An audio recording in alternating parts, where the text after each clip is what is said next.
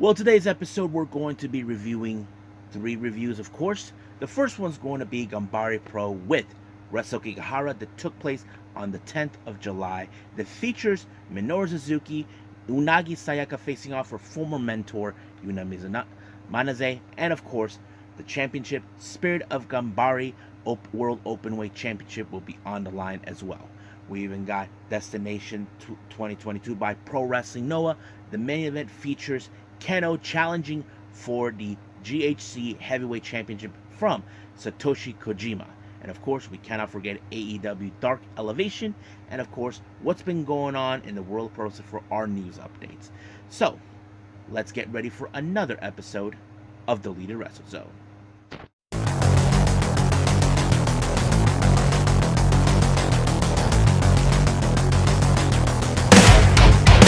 Are you ready? Get up, get up! Get up, get up! Get up, get up! Get up, get up! Get up, get up! Get up, get up! Welcome everybody to Deleted Wrestle Zone, all things that is pro wrestling with AEW, NXT, New Japan Pro Wrestling, Impact Wrestling, the National Wrestling Alliance, various promotions, wrestlers, matches, and championships. I am your host, J-Rod here. So, today is July 18th. I hope everybody who's been watching has been aware so far that it was, of course, in Japan time, it was Tam Nakano's 6-year anniversary since she debuted as a pro wrestler. But I also want to give some interesting updates going on that. As you know, right now in Japan, it's already July 19th. I hope everybody sent out a happy birthday to the latest and newest member of Cosmic Angels, the Cosmic Fairy herself, Natsupoi. So happy birthday, Natsupoi. So I think that's pretty much it. So I think it's time to start with our latest review, which took place on the 10th of July, Ganbare Pro.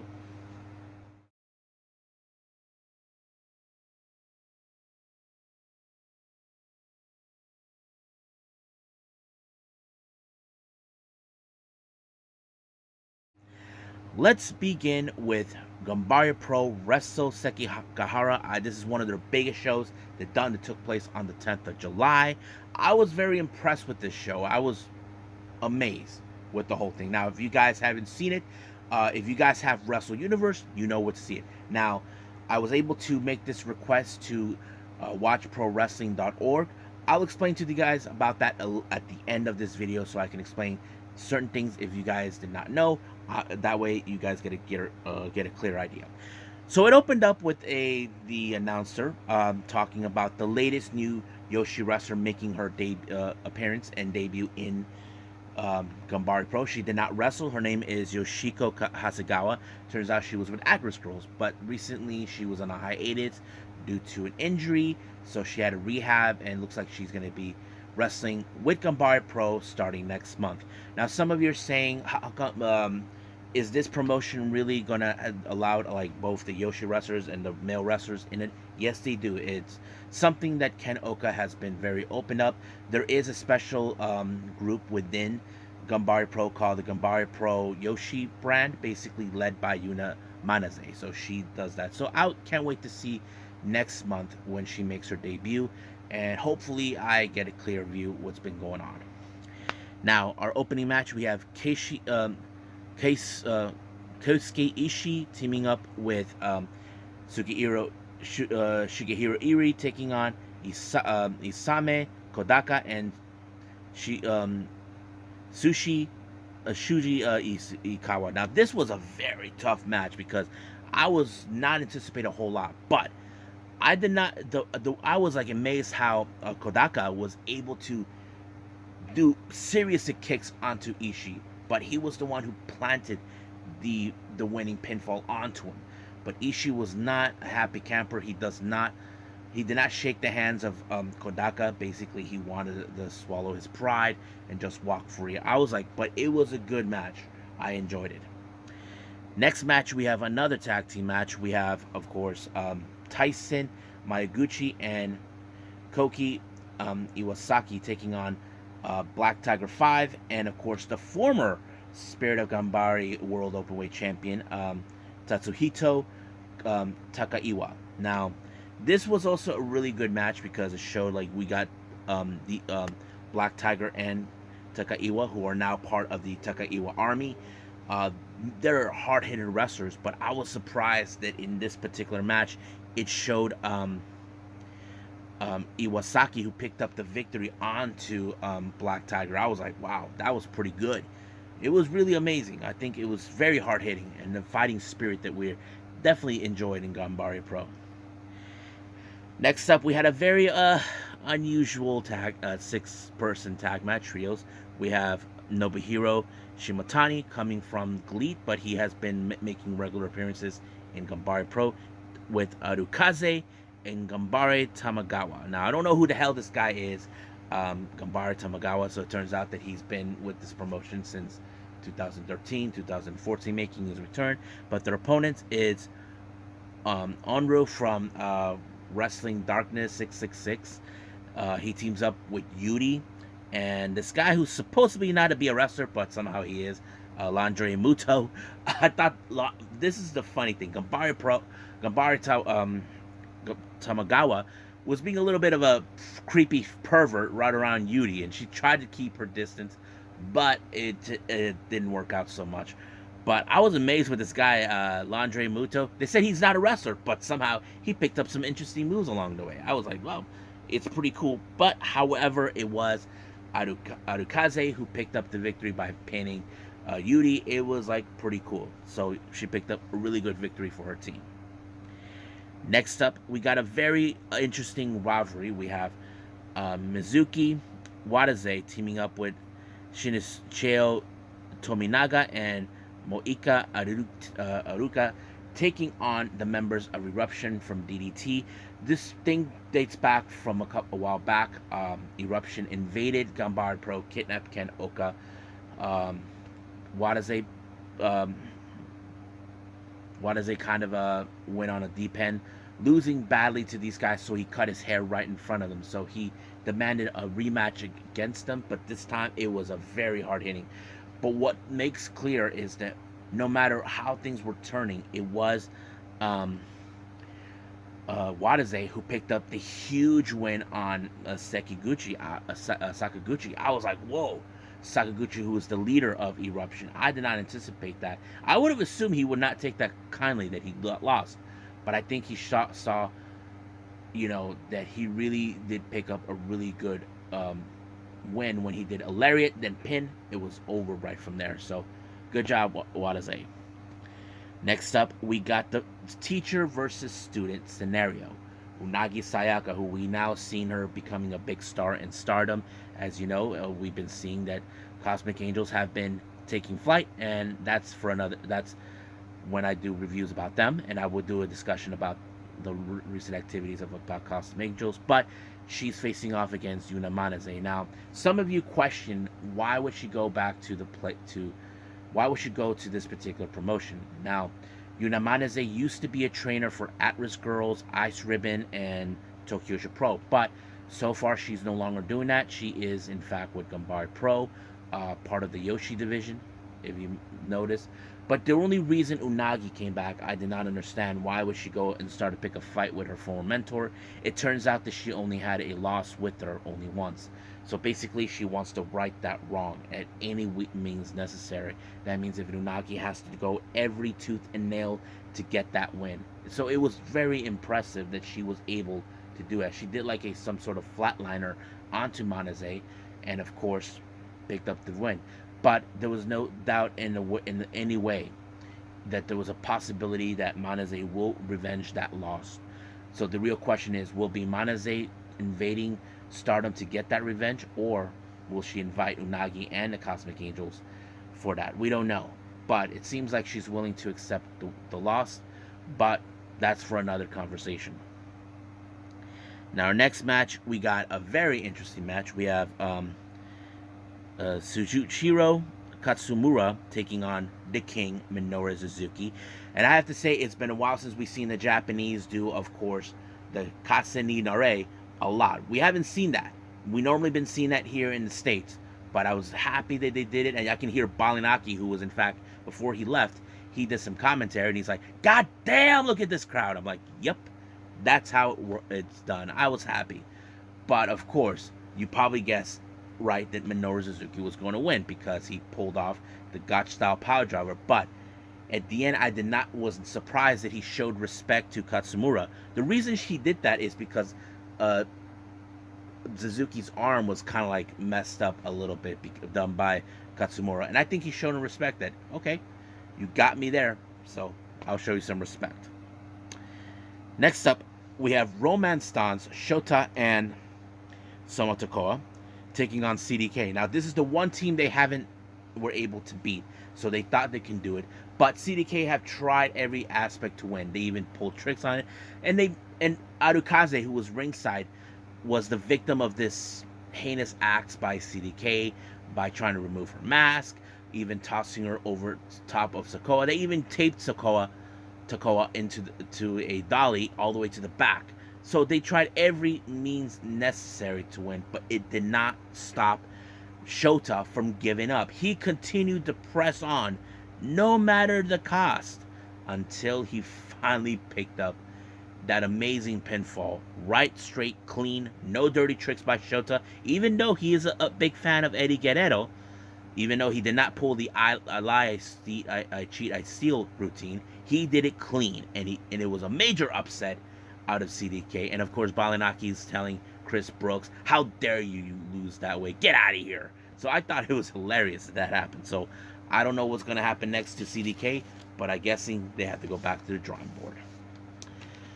Now, our main event is the Spirit of Ganbare World Openweight Championship between two friends that started together, and that is Ken Oka and the champion Yumehito Inamari. Now, these two guys been part of this promotion from the very beginning. They were part of, and I have to say, this put out a lot of motion to this, because Ken Oka, as you know, he is the founder, he's the father of Ganbare Pro, wants to win this title, but you got this guy Inamura who has struggled throughout his entire life, and I think this told an amazing story.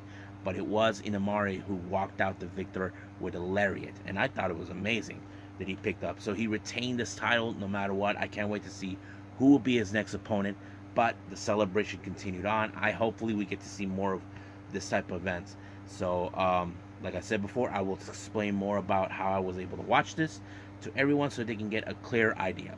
So right now I believe it's time to move on to our next review, and I believe that is Pro Wrestling Noah Destination 2022.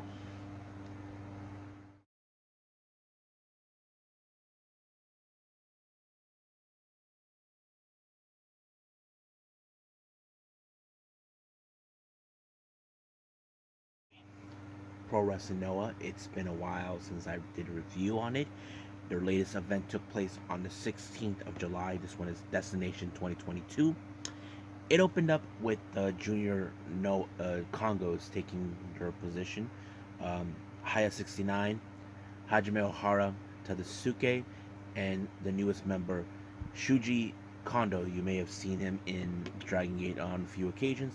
Take on Yohei, Extreme Tiger, Tsushi Koroge, and Daisuke Arada. Now keep in mind, Tadasuke got rid of members of the Noah Junior Regular Army member now because he felt that he needed to leave for his betrayal, and he will stop at nothing to destroy the Noah Junior Regular Army to prove once again Kongo is the true junior heavyweight competitors in Noah. But they had to go through a very lengthy, but Tadasuke is very vindictive. He actually picked up a huge win against Arada, even though he lost to Arada many times over as a champion.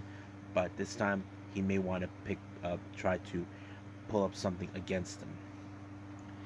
Next up, we got the North Americans, consistent of Rene Dupree, Hijo de Dr. Wagner Jr., Anthony Green, Simon Gotch, and Stallion Rogers. Now, you may have recognized Anthony Green. He was known as August Gray. Stallion Rogers as Curtis Stallion.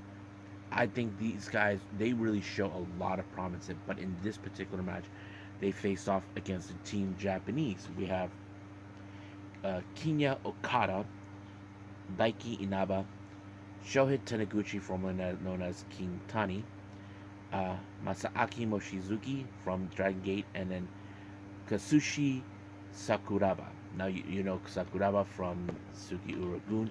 I thought this match was very important because it shows we're now seeing that the foreign wrestlers that were, were unable to make their presence known in Noah take charge, and I think that shows it. But I did not anticipate who was going to win because the only people I thought that had the capability of doing that was Rene Dupree or Hilda Dr. Wagner. But Anthony Green was the one who picked up a huge win on Kenya Okada. 1, 2, 3. It was over, and it was a huge victory. And now they're sending a statement to any team in Japan that are willing to step up against them.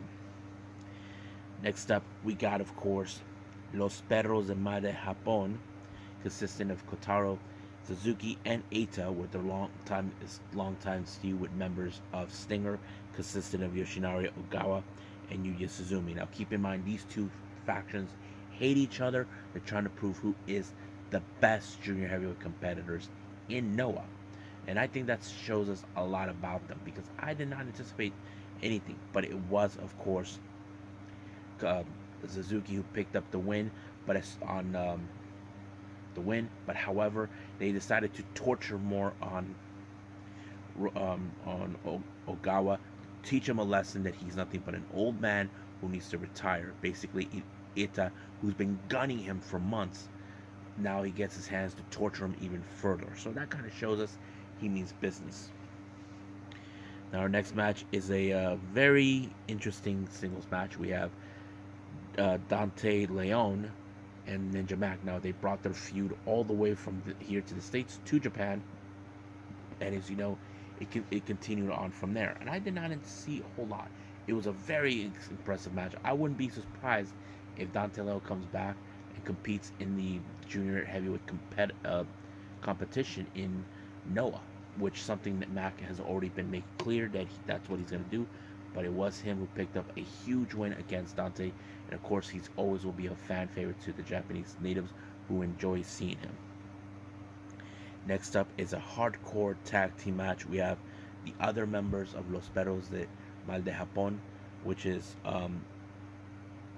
Nosawa Rongai and Super Crazy, that take on Masato Tanaka and, of course, Rob Van Dam. Now, this particular match was set back in Cyber Fight. As you know, Ron Guy wanted a piece of RVD, and he turned this match into a hardcore. Keep in mind, RVD is a legend in a hardcore game due to his involvement with ECW, and of course, it showed a lot of promising. But it was RVD with the 5-star frog splash that sealed the deal on Rongai. 1, 2, 3. Good night, Rongai. Next up, we got members from Congo in the heavyweight division. We have Manabu Soya, Katsuhiko Nakajima, Masakatsu Funaki taking on Kazuyuki Fujita, Takashi Suga, and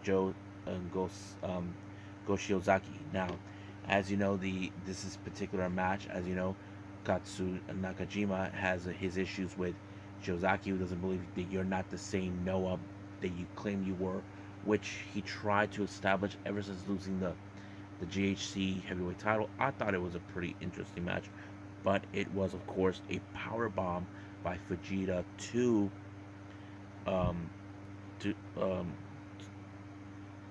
Manabu that sealed the deal, showing that they're still going strong no matter what. Now, our next match, this is one match out of course, the retirement matches for Keiji Mutoh. He faces off against Kato Kiyomiya. Now, this is not the first time those two have come across each other. They have faced off each other before in non-title and title matches settings. However, he always loses to Keiji Mutoh. Basically, it's like he has a huge chip on his shoulder to take on Mutoh. Now, Mutoh, he did pretty well for himself, but however, it was Kiyomiya who picked up the huge win when he applied the figure 4 leg lock, and of course Mutoh had no other choice but to tap out, and he finally picked up his first win against Mutoh. I thought it was a very memorable moment because you don't often go out and try to say, yes, I finally beat a Keiji Mutoh. He's a legend in the wrestling business in Japan. You may know him as the Great Muta, but that's how it is. Now, our next match is a championship, the GHC Heavyweight Tag Team titles. And these titles were vacant recently. We had Michael Elgin and Masa Kiyomiya. However, Elgin was unable to compete due to, apparently he was arrested in Japan for stealing a protein powder or something like that. But according to what I'm told, he could be facing up maybe 5 to 10 years in the Japanese jail. So we don't know. We think this, to me, I feel this is an embarrassment. I know he had to deal a whole lot because of that whole thing that took place at the Speaking Out movement. I don't know what was the deal, but we'll see what happens. But the titles were vacant. We have Timothy Thatcher and Hideki Suzuki to take on Yoshiki Inamari and Masa Kiyomiya. I thought this match was pretty amazing because I see Thatcher and Suzuki, they're more of the technical aspect, but it was Suzuki that picked up the win on Inamari in order to win these titles. I thought, wow, what an amazing moment. Our next match is the GHC Junior Heavyweight Championship.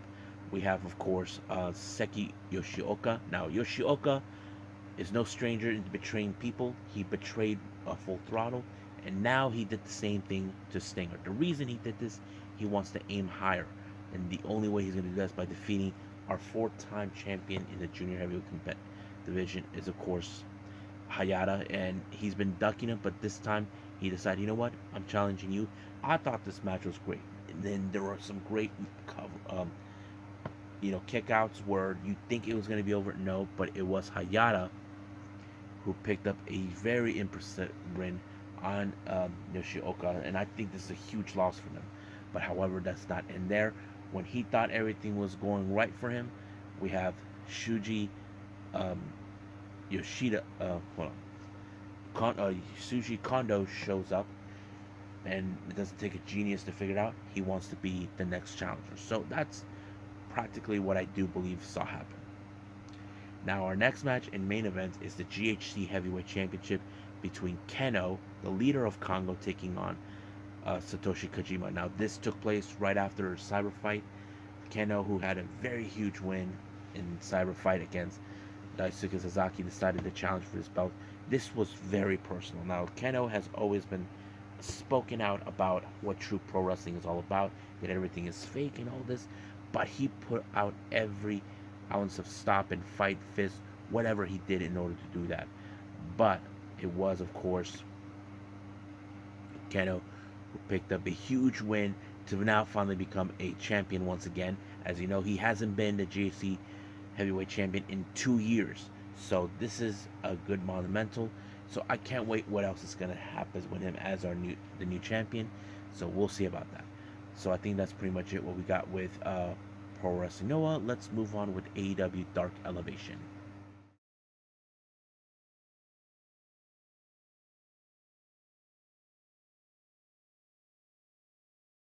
Okay, AEW Dark Elevation opened up with Bobby Fish taking on Blakely, one of QT Marshall's students from the factory.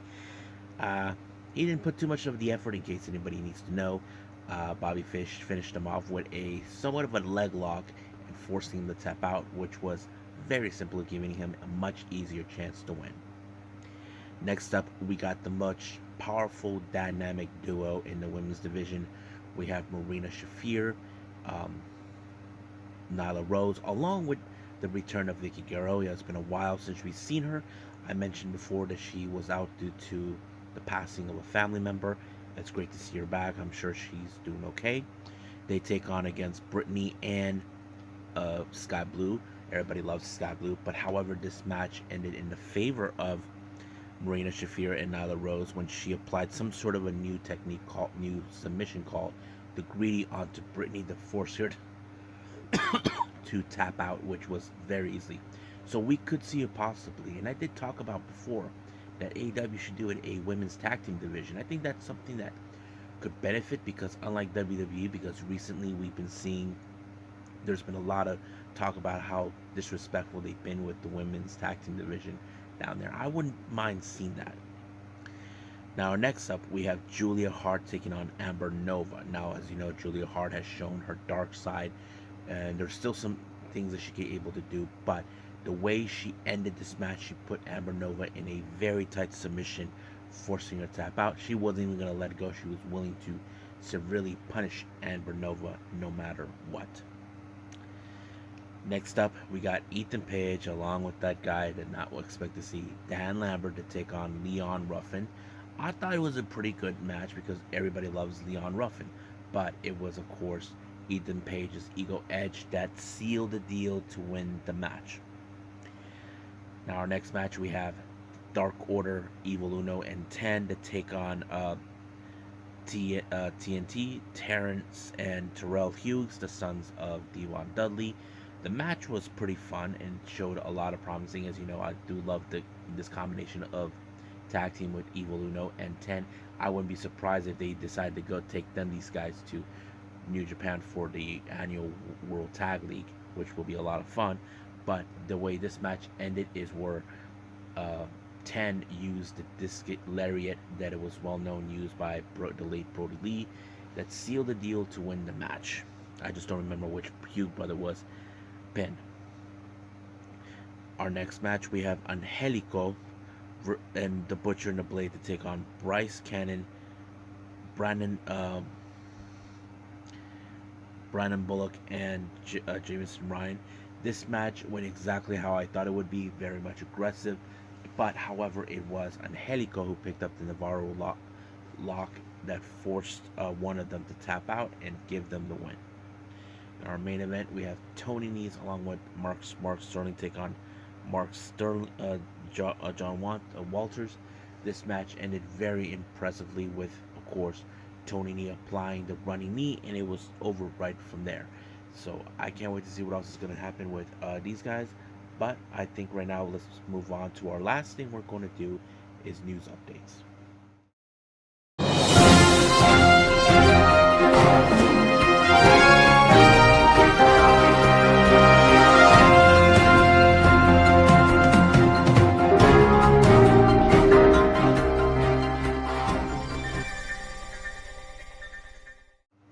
Okay, here are some news updates for everyone. I mentioned this before on a previous update. Konosuke Takeshita will be doing his first and only time of a seminar in the US with Garden State Pro Wrestling. However, it was also now been revealed by the promotion that Miyu Yamashita will be doing part of the be involved in this as well. According to Takeshita, he's saying that much of the demonstration will be done by her. Basically, as you know, these two are from the same company, Cyber Fight, and I think it's going to be a great thing for them to learn. As you know, Yamashita is booked to be in a match or be there somewhere. I don't know, but yeah. So we'll see how that goes. Now, good news on the Baliyan Akki US tour. It was announced by Deadlock Pro Wrestling that Baliyan Akki will be making his Deadlock DPW debut on August 6th at Believe the Hype, and his opponent will be none other the new and inaugural national champion Calvin Tankman, which he will put his title on the line against Baliyan Akki. I have to say it's going to be a great thing. I hope Mitchell pays attention. Now, you may have heard the story. As you know, Wrestling Observer has revealed that Tony Khan loved the idea of a stable. However, it's still no indication where it's going to go. Is it going to be in AEW or ROH? The stable consisted of Parker Bador, we know him as Garland, Ari Daivari, and Slim J. Now, like I said before, their stable name is called Trustbusters. We don't know exactly if this is going to be strictly with AEW or ROH. For me, I feel they should put in ROH because it's much simpler from there. You know, I think it's going to be very much fun in there. I don't know. That's my opinion, but we'll see. Now, as you know, I mentioned before, JCW Jersey Championship Wrestling is coming back with their next event on the 13th of August for After Hours, and it's already announced for another match. And this one, I had a feeling, I was surprised to find out this match is going to happen. It's none other than the Root of Evil, Charles Mason versus Charlie Evans. Now, why is that? Not a few months back, Charlie Evans helped her boyfriend, Connor Everett, who was being attacked by Charles Mason. They get even for him for what he did. So I'm going to assume that Charles Mason hasn't forgotten what Charlie Evans did to him, costing him his chance to destroy her boyfriend once and for all. But some of you ask, where is Connor Everett? Well, last I heard, since Charlie Evans went back to her native nav in Australia, Connor Everett even followed. I'm not sure if he'll be coming with her for this event, but we'll see. Now, it was announced that for the upcoming event, Ric Flair's last match, there's going to be a tag team match. We have Jeff Jarrett and Jay Lethal will be teaming up to take on Ric Flair and his son-in-law, Andrade. Now, this is going to be an interesting match. Not a whole lot of details been told, but I will be following along. Now, interesting news is coming up from Tokyo Yoshi Pro Wrestling. Yuki Arai, who is in fact one half of the Princess Tag Team Champion, saying that she's going to go on an overseas expeditions where she wants to go train. We don't know when that's going to happen, but she said that she had a very huge disappointing loss against Ikari Noah, so she wants to train to hopefully next year be better for her when it. But we'll see about that. Now, our final debut, Dragon Gate has sent one of their high flyers named Estella to participate in the King of Indies 2022 in San Francisco, which is for Pro Wrestling Revolution in a partnership with West Coast Pro. This will take place on the 19th of November. There's still more information that hasn't come out, so I will be sticking to this like cops on a donut, but we'll see about how that goes. So I think that's pretty much it. So let's just call it a day. Well, I hope everybody enjoys this episode. Now, I did mention, some of you who know this, I've been watching a lot of the wrestling shows from watchprowrestling.org.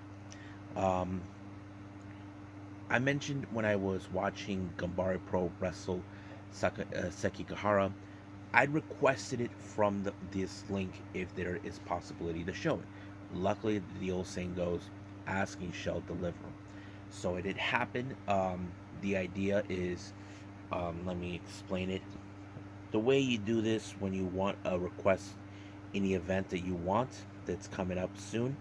Let me pull it up right now.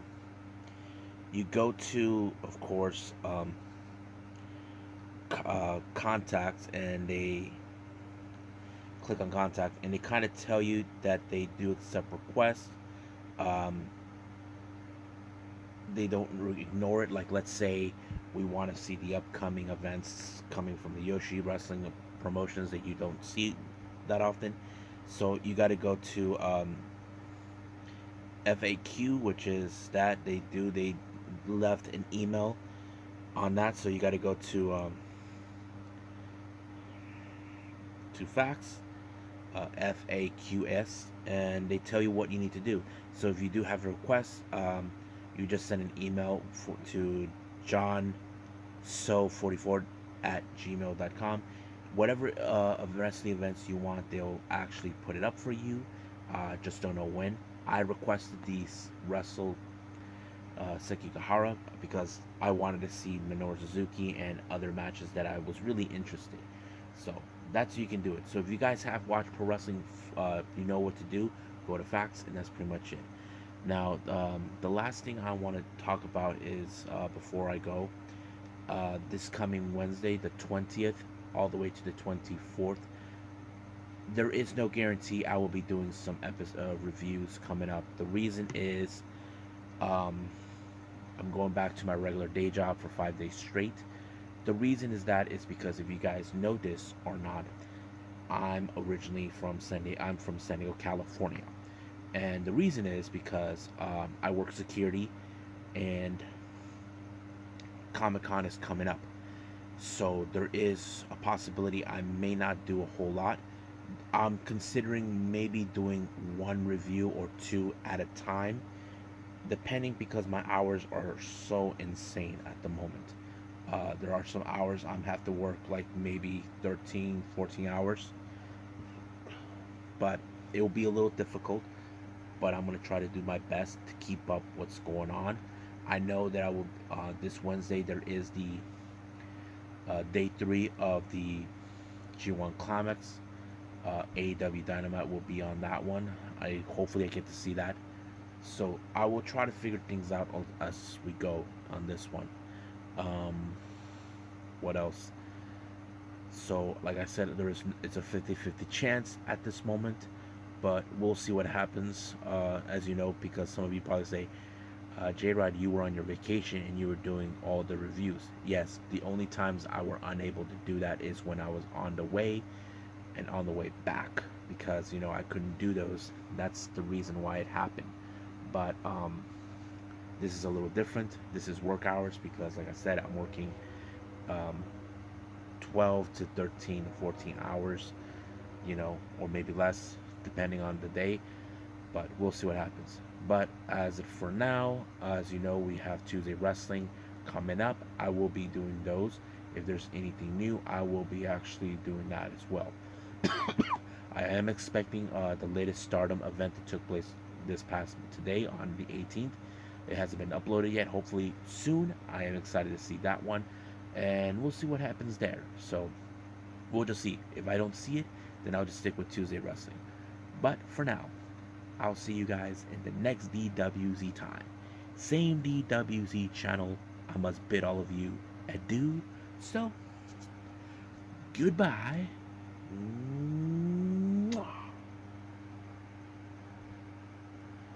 And have a nice day. Bang.